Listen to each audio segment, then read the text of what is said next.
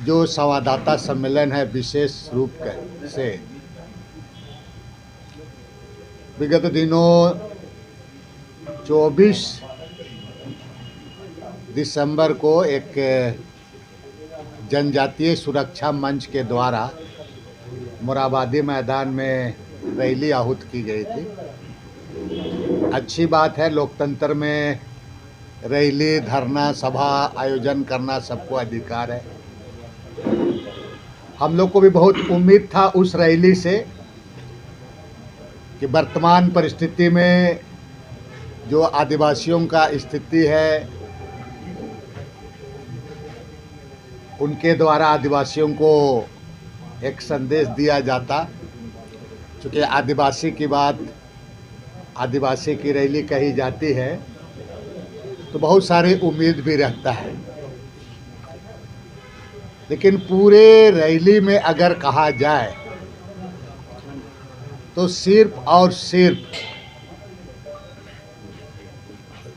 जिस तरह छत्तीसगढ़ एमपी में चुनाव के समय वोट को पोलराइज करने का प्रयास आदिवासियों को साज-बाज दिखा करके, चूँकि आने वाले दिन में प्रदेश में भी चुनाव है, लोकसभा चुनाव है, फिर आपका विधानसभा चुनाव है 2024 के अक्टूबर-नवंबर में।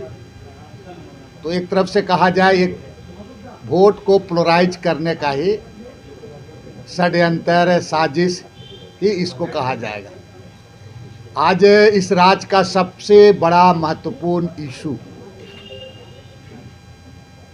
जो लंबे समय से सरना धर्मावलंबियों के द्वारा सरना कोड की बात कही जा रही है, मांग की जा रही है।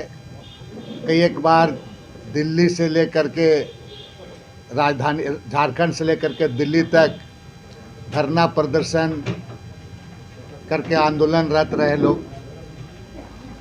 लेकिन इतनी बड़ी रैली में एक बात भी सरना कोड के बारे नहीं कहना, जबकि इसके पहले चुनाव में खुद देश के आदरणीय गृह मंत्री जी गुमला के चुनावी सभा में उन्होंने कहा था कि 2019 में हमारी चुनाव 2019 के चुनावी सभा में उन्होंने कहा था कि हमारी सरकार आएगी तो हम निश्चित रूप से सरना कोड को हम देने की बात करेंगे, देंगे। ये बात उनके द्वारा कही गई थी। उनके चुनावी एजेंडा में भी मामला था।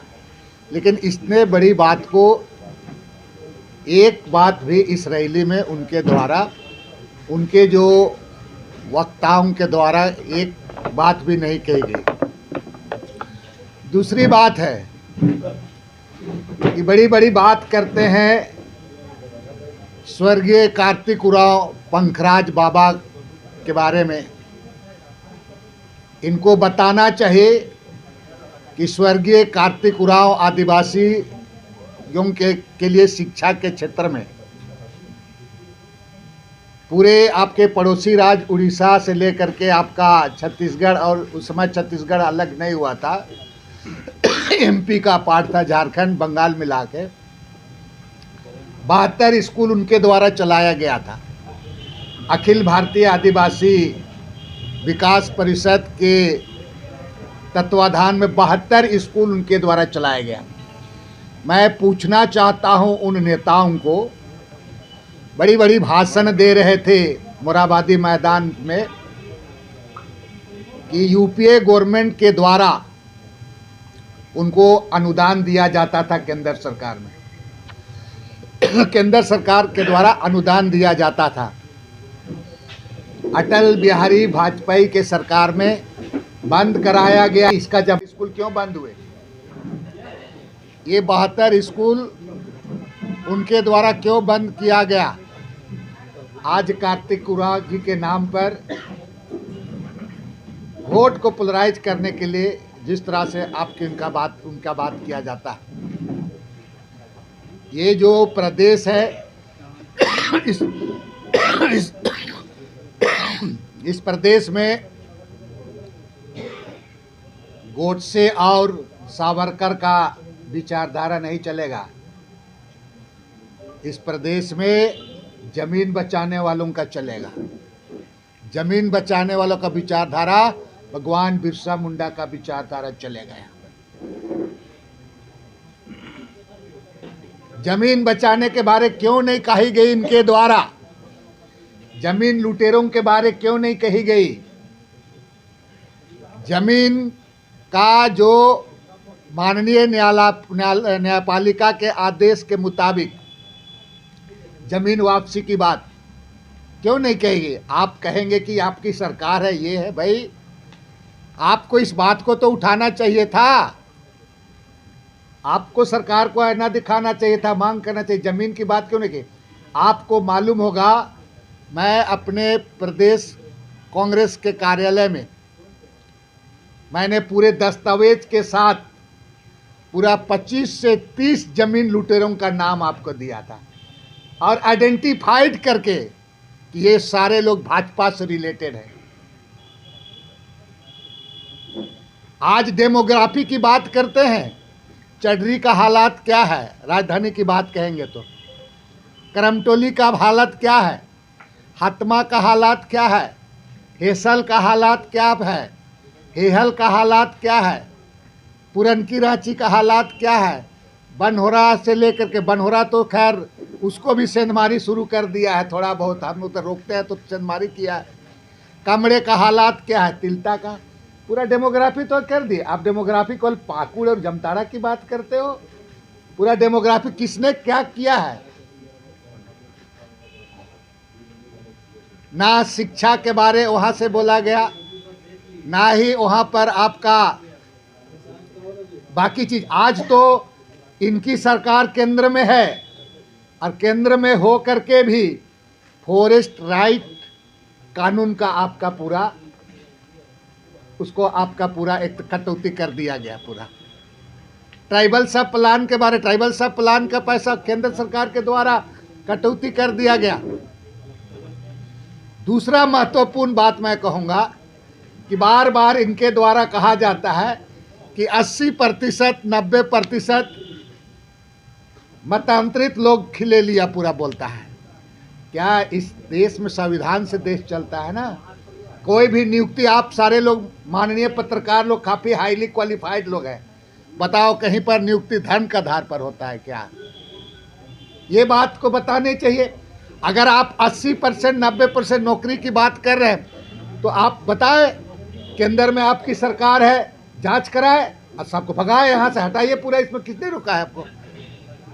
भाई कोई नियम कानून आप देश में, इस देश के संविधान में कोई भी धर्म को उसको मनाने का, प्रचार करने का उसका अधिकार है। लेकिन आप बार बार लोगों को दिग्भ्रमित करते हैं कि 80%, 90% यहाँ का माने मतांतरित लोग, जो लोग धर्म परिवर्तन किए हैं वही लोग नौकरी ले लिया कहते हैं। तो क्या धर्म के आधार पर नौकरी होता है? क्या धर्म के आधार पर नौकरी होता है? इसको यहाँ पर इसको समझना चाहिए, यहाँ पर बताना चाहिए इन लोगों को। सिर्फ और सिर्फ दिग्भ्रमित करने का काम करते हैं, लोगों को बरगलाने का काम करते हैं। और साथ साथ में करिया मुंडा जी 8 बार सांसद रह चुके हैं और आपका उपसभापति भी रह चुके हैं, मंत्री रह चुके हैं। माननीय करिया मुंडा जी, राज्य की जनता ने आपको उतना शिखर पर पहुंचाया, आप एक भी कुछ काम किए होंगे तो बता दीजिए तो सही। एक भी काम किए हैं तो आप बता दें। सिर्फ यहाँ पर एक पूरा का पूरा प्रयास, एक चीज जान लीजिए कि 32 तरह का आदिवासी होता है और उसमें से 32 तरह का आदिवासी में भी हम लोग इतना फूट है। और यही फूट होने के चलते हमारा आरक्षण, जो हमारा परसेंटेज धीरे धीरे कम होते जा रहे हैं। अभी फिर इसी तरह की बात चलेगा तो स्वाभाविक है कि आरक्षण में हमारा जो हिस्सेदारी है उस वक्त तक कम हो जाएगा। हम 4%, 5% की बात करेंगे, फिर हम परसेंटेज कम हो जाएंगे, तो उसी आधार पर हमारा हिस्सा बनेगा। तो ये एक तरफ से समझ लीजिए कि यहाँ पर ये आरएसएस संघ वाले लोगों का ये फार्मूला चलाना चाहते हैं। लेकिन मैं कहना चाहूँगा, हम लोग यहाँ भी है, प्रदेश में भी लोग ऐसे आदिवासी लोग हैं कि इनकी जो नीयत है, ये नीयत यहाँ पर चलने नहीं दिया जाएगा। बाकी आप बात करते हो कई एक तरह का मन से, 341 धारा का बात करते हो, 342 धारा का। आप 342 धारा पढ़े हो तो सही तरीके से बताओ, तो सही तरीके से बताओ। और मतांतरित का बात करते हो तो भाई आप जितने धर्मांतरण, जो धर्म अलग अलग मान रहे हैं, सबका डिलिस्टिंग भी होना चाहिए। बहुत लोग आप उसको कहते हैं कि सरना सनातन एक कहते हैं, और उसको आप उसी को आप कहते हैं कि भाई नहीं, ये हमारा हिंदू धर्म की तरह कहते हैं। तो इस तरह की बात करा करके आप अभी बहुत सारे लोग अपने इच्छा अनुसार अलग अलग धर्म को मानते हैं। बहुत जो धर्म उसको मानते हैं वो बिल्कुल अगर कहेंगे तो सरना धर्म से बिल्कुल और अलग हो गए। अपना धर्म मानते हैं, कई तरह का अलग अलग धर्म मानते हैं आपका। तो किनके द्वारा रैली होगा ये पता चल जाएगा। 4 फरवरी को पूरे राज्य के आदिवासी शामिल होंगे इस रैली में और अपना एकजुटता का परिचय देंगे। अब हम चाहेंगे कि पीसी मुर्मू जी अपने बात को रखेंगे, फिर लक्ष्मी नारायण मुंडा जी भी रखेंगे। पीसी जी बताइए आप।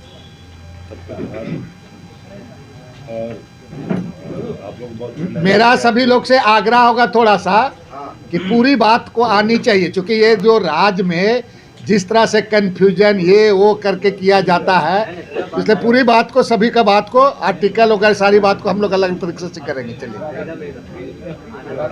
पहली बात तो 24 तारीख को ही क्यों, क्रिसमस के जस्ट एक दिन पहले या क्रिसमस के दिन में ये मोराबादी में आयोजित किया गया और डीलिस्टिंग की बात रखी गई।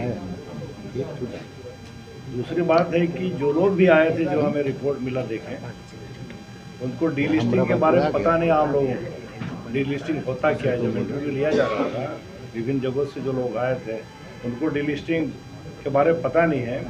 ये स्पष्ट है कि उनको पकड़ के लाया गया था, ठगा के लाया गया था, इससे उनका मकसद क्लियर होता है।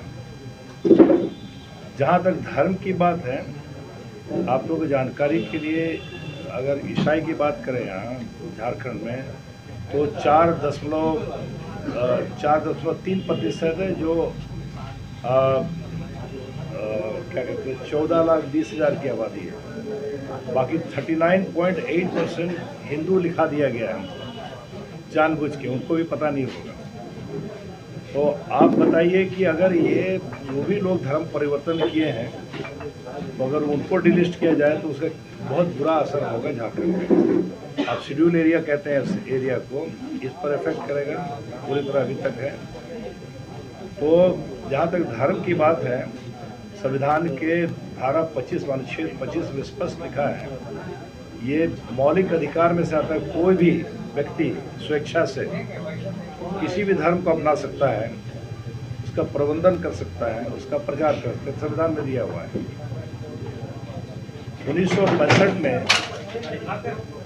1965 में B.N. Lokur, justice B.N. Lokur ने रिकमेंडेशन दिया था कि आदिवासी कौन होगा। उसे 5 सिद्धांत उन्होंने बताया था, जिसमें से पहला कहा कि आदिवासी वो होगा जो जिसमें आदिम जनजातीय गुण होता है। नंबर 2 उसने कहा कि जिसकी अनूठी संस्कृति होती है आदिवासी में। तीसरा उन्होंने कहा कि आदिवासी भौगोलिक अलगाव में रहने वाली समुदाय है, जाति नहीं है। चौथा, हेजिटेट करता है, आदिवासी थोड़ा संकोची प्रवृत्ति का होता है किसी से मिलने बोलने में, ये उनका अमल नहीं है। और 5वां बोला पिछड़ापन। हम सबको मालूम होगा कहीं से दूर दूर तक धर्म की बात इसमें है। जो 5 क्राइटेरिया बताया था लोकुर जस्टिस कमेटी ने, कहीं गलती से धर्म की बात चर्चा की नहीं है। संविधान के धारा 330 में जो विधायकी की बात है, उस पर जो भी लोग हो, रिजर्वेशन जिसको मिला हुआ सेवा विधानसभा में, उसमें कहीं भी धर्म की बात नहीं लिखी है। उसी तरह 334 अनुच्छेद 334 भी लोकसभा के लिए कहीं भी नहीं लिखा गया है। और आपका 335 में सर्विस की बात है, सेवा में, कहीं भी धर्म की बात नहीं कही है, संविधान में है ही नहीं, गलती से नहीं। तो सवाल ये है कि ये आखिर क्यों किया जा रहा है? आप संविधान सम्मत बात कीजिए, संविधान जो लिखा हुआ है। तो ये जानबूझ करके संविधान को दरकिनार करके, उनको पता नहीं कितना पता होगा। और जहाँ तक अभी बताया कि 342 की बात है, 342 में प्रेसिडेंट ऑफ इंडिया गवर्नर के साथ कंसल्ट करके किसी को इंक्लूड कर सकता है, किसी को निकाल सकता है, किसी को ये कर सकता है, ये अधिकार है। और दूसरा, उसमें राष्ट्रपति ही फाइनल अथॉरिटी है जिसको आदिवासी के अंदर में ही करना है। जहाँ तक कंसेप्चुअली जो बात है, आदिवासी शब्द जो है और अनुसूचित जनजाति शब्द है, आप लोग को मालूम है कि इंग्लिश में उनको शेड्यूल ट्राइब कहा जाता है और हिंदी में अनुसूचित जनजाति कहा जाता है। अगर कंसेप्चुअली जाइएगा, टर्मिनोलॉजिकली जाइएगा तो दोनों मेल नहीं खाता है। शेड्यूल ट्राइब अगर कहा जाए तो उसका मीनिंग होगा आदिवासी, तो उसको अनुसूचित जनजाति कहेंगे। एनीवे, तो ये कंसेप्चुअली इसलिए आप लोग को बता रहे थे, थोड़ा सा मालूम होना चाहिए दुनिया को।